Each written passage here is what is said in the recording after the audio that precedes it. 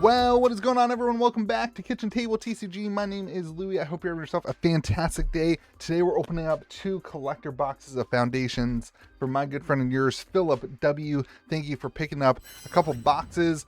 Foundations absolutely pumping. Check out this. There are some cards that have very, very few listings. The Llanowar Elves actually has 0 English versions listed. Things are selling out like crazy. The market on this is going really nuts, even right before actual release. It's kind of wild. And you can pick up boxes over at KitchenTableTCG.com, and in the order notes right here in your cart, you can add a little order note and ask me to open it for you, and we will do that, which is a new little feature we're doing, and Philip did. So Philip, thank you for taking advantage of that. And here we go. Let's see what we can get. So you got fracture foils, which seem to be like, I don't know, maybe one in every, like, it's hard. It's tough to say. It's tough to say. Maybe one a case, something like that. It's tough to say. It is absolutely crazy how hard they seem to be to pull. And the market in all this stuff, it just doesn't seem, starting it out with some heat. The Twin Flame Tyrant in that amazing artwork. Absolutely beautiful card.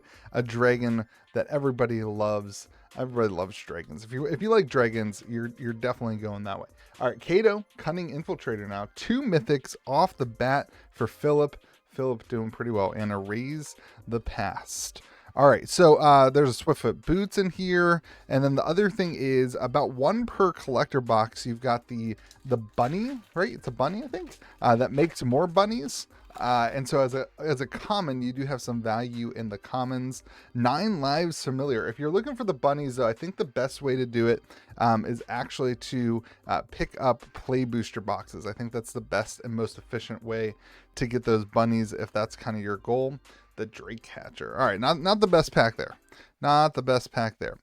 But I want to talk a little bit about the limited experience, because one of the things I always look at when I'm evaluating a set and how's it going to do long term. Oh, starting out with a hit, the Muldrotha in the showcase Japanese artwork. Absolutely crazy. Phil, this is a great start. A great start. And now the Mossborn Hydra, another really great card in the set. A really great start to opening this up. I always look at the limited environment. Whenever a set like this comes out, I ask this question, like, did people have fun at pre-release? Did people enjoy the set? Did they have fun? Was it a big win? Special guest here with the Fiend Artisan. We've seen a lot of these cards when we were streaming the other night. We hit the same Muldrotha and the same special guest. Very interesting. And now another Twin Flame Tyrant. Holy moly, Philip, you are killing it. Another Mossborn Hydra. We talked about this in another video. The duplication is because there's not actually that many different cards in the set. Now, I know you have different artworks, different versions, but name-wise, it's not that big of a set. Only 20 mythics. We talked about that in a previous video.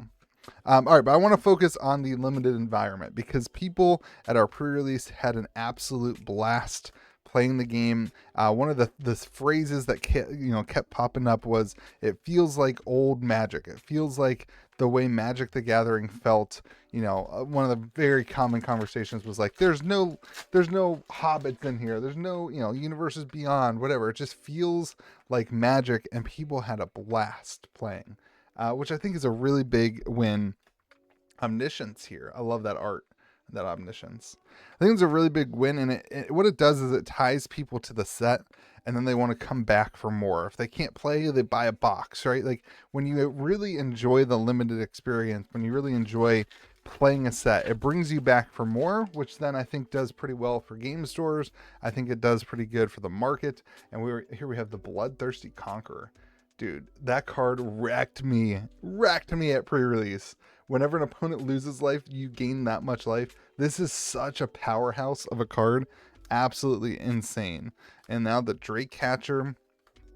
And so I think this set has it in terms of, like, does the limited environment sell the packs? Does the limited environment sell the set pretty well? And I think it certainly does. Which is really, really good, and probably pretty good for standard too, because all that stuff translates into there. Here we go, Loot and Azul, all the Lich Lord. I put that into my zombie deck. Pretty cool. So I think the set's really good. I think it's going to surprise some people. One of the biggest things that I wanted to move into talking about is just the lack of single sellers on TCG Player for this set. And particularly for Jumpstart, the singles of Jumpstart are insane. Another Bloodthirsty Conqueror. That card, very, very good. The lack of single sellers, there's a lot of opportunity for those of you who are gold wizards in my Discord server who pick up stuff at cost and whatever. I know a lot of people are already thinking this way. There's a lot of opportunity for single sellers. As man, it just doesn't seem like anybody really picked it up early. Nobody really got out there and took a big risk to open up a ton of product for singles. There's a Herald of Eternal Dawn, another mythic. It just seems like the volume of singles available on the marketplace just seems really low to me compared to like most sets. You just saw like the Chase card, the Llanowar Elves. Now this isn't like, I know it's pre-order pricing, but most stores are like restocking. Like as a store this week, I'm trying to restock the product. I'm not like, I'm through my waves of it, and now I'm trying to get more of it, like Progenitus. And so it's not like the single sellers haven't gotten their product yet. You know, they've got it. So anyway, oh, we got our mana foil in the last pack. We have our mana foil. These are doing pretty well too. Oh, snap. The Sphinx of Forgotten Lore, a mythic mana foil. That's a huge hit, my friend. Philip, that's pretty great. That is a huge hit. These mana foils, I think, look better than the Phyrexia All Will Be One alternatives. That kind of was the first entry level into that kind of mana foiling, because they're like kind of like an extruded foil. I'll show you another one in case you haven't seen it as we get into box 2. Philip, that was a really good box. You can see it's like it's got that texture on it, and that just, in my opinion, feels and looks a lot better than the Phyrexia All Will Be One equivalent that just kind of had it like kind of like behind the art. It was kind of hard to see. It kind of just looked like, I don't know, they didn't really try that hard, to be honest. All right, so still no Fracture foil though. Here we go, Philip. Box 2, in it to win it. Let's do it, my friend.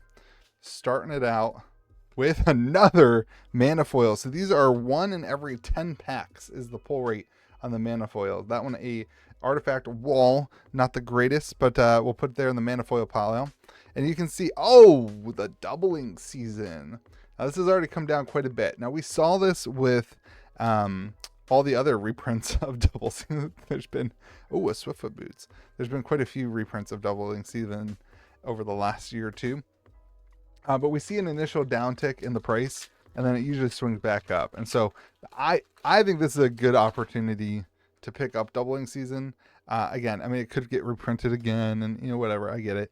But if you were looking for one, I think this is the best time. Like right now, seems to be one of the best times to pick up a doubling season. Bloodthirsty Conqueror, man, that card's so good. Same art, same card. You can start seeing the duplication, like we've talked about in a couple videos now. There's just not that many different sets. I know one of the things you're going to start thinking of is like, man, maybe that's why single sellers haven't committed too hard to it, which is a great point. Like that is one of the concerns I think a lot of people are saying is like, if there's so much duplication, how do the prices stay up?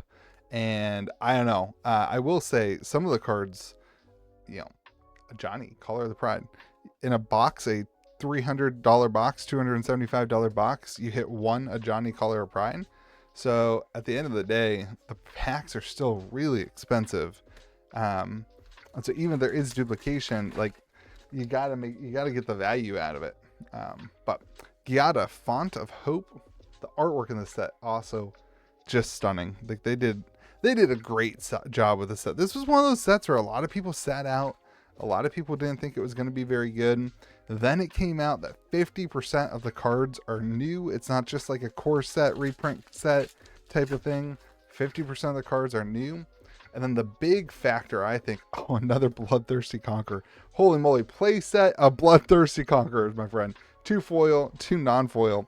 Hopefully you like that card. And there's a Phyrexian Arena. Like I said, the artwork Absolutely stunning. Beautiful. Absolutely beautiful. Yeah, I think that the artwork is a huge step forward. I think people just slept on it a little bit. Like, I think people didn't think it was going to be what it ended up being. And now you have this kind of panic. Distro basically doesn't have any boxes. Restocking it's really difficult. We haven't seen this one, Valkyrie's Call. Man, the artwork so good. Angels flying, crazy. So yeah, let's finish up the conversation here and see if we can get one of these bunnies. Let's finish up this conversation with the idea that this is going to stay in print for a long time, which is something that I've heard quite a bit, which is 100% true. Oh, Grim Tutor now. Wow. Man, that's a great special guest. Now, the Foundation's Play Booster boxes are going to stay in print. But just because something stays in print doesn't mean that they're going to print it to the absolute oblivion that we all like to hype and hyperbolically talk about on the internet. We saw this happen, right, in the pandemic with some of those sets, and maybe post-pandemic, whatever. Alicia, who laughs at fate. But already distro is basically out of, one of the distros is out of play boosters. Niv Mizzet Visionary. One of the distros is out of play boosters. You can't restock it right now. And yes, they will get more. But my point is that just because they say, hey, we're going to keep this in print for 5 years, doesn't mean that they fell asleep on the print button and this is going to be, you know, a completely worthless set. They can throttle the supply for the 5 years. They can keep it in print without, you know, making it something that distro wants to dump or they need to put on Amazon. There's ways to handle that. And my point being is, like, I don't know that there's going to be an opportunity to buy this set at like way significantly like below distro cost, like we saw some of the other sets. It seems like the hyperbolic conversation on the internet is like, this is going to be worthless at some point. Ooh, Banner of Kinship. Absolutely crazy artwork. Really, really good effect on a card. Kind of a commander card, to be honest. Oh, that's the other thing I want to talk about. So it seems like a lot of people want to just say this is going to be worthless because all the things are going to be worthless because, you know, they're going to keep it in print forever. But the reality is, like, you had your initial wave of product and now distro has to reorder it. If they want more product, they reorder it and the market will dictate if they do. All right, the last thing I want to talk about for those of you who watch this far, Sylvan Scavenging is, man, Jumpstart. Dude, some of the cards, and we got the Sire of 7 Deaths. I love this one too. This one on the full art has everything in the middle, which I think is super cool. Sire of the 7 Deaths. This is a good opening. But the Jumpstart is basically a commander product. Like, the cards are crazy good and powerful. And again, like, nobody got it. Nobody wanted it. And now that cards are coming out, you're starting to see a lot of the oh snap. Look at that. Think twice. Oh my gosh, a fracture foil in the last pack magic. Think twice. Look at that thing. Draw a card with flashback. Oh my gosh, beautiful anime, amazing looking card. And another, a Rite of the Dragon Caller now. Holy moly, Brass's Bounty. What an absolute home run of an opening. Philip, thank you so much for the experience and the ability to crack your packs. I cannot believe we hit a fracture foil there at the absolute end. Absolute home run. Philip, thank you so much. The last thing I was going to say is Jumpstart is loaded with commander cards. Make sure you don't sleep on Jumpstart. Pick up some of that, especially those of you who might be cracking singles for value if you do that. But man, Philip, congratulations on the opening. I think it was a really good one. You got 2 really good special guests. You got a bunch of really good, the Bloodthirsty Conqueror, really great card. You got a doubling season in there and a fracture foil. So I think you go home happy. Have a great day, everyone. Philip, thank you. Anybody else wants to hop in and pick up product, you can go to KitchenTableTCG.com. If you want me to open it, leave an order note. If not, we will ship it out to you. Have a great day. Be kind to the people around you. We'll see you again next video.